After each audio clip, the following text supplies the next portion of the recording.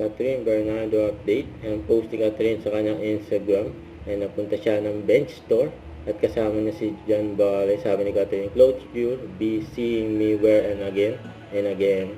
And thanks for the wardrobe and refresh bench TM. Ang ganda pa nga ni Catherine. Oh. Ang ganda rin ng upo ni Catherine.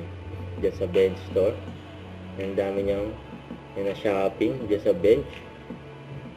And nagsukat din si Catherine ng mga clothes at pants. So ito pa yung post ni Berwin Corosa for Catherine Bernardo.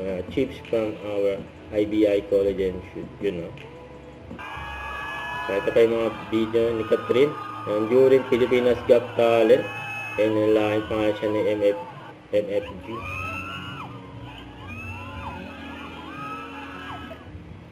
Okay, masaya mga fans ni Catherine.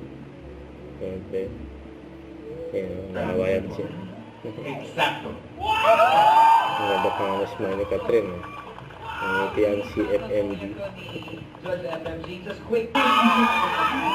Pinuntahan ni Catherine yung mga fans niya.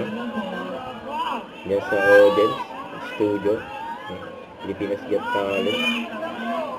Kaya very accommodating si Catherine sa mga fans.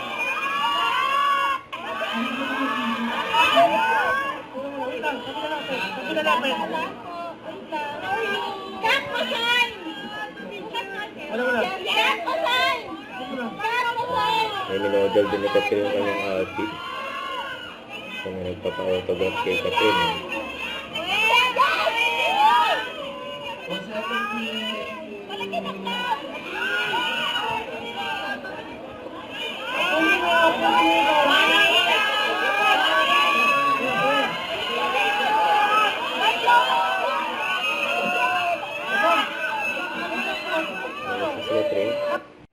Don't forget to subscribe and click the notification bell for more updates. This is with your reaction live. Stay tuned for more videos.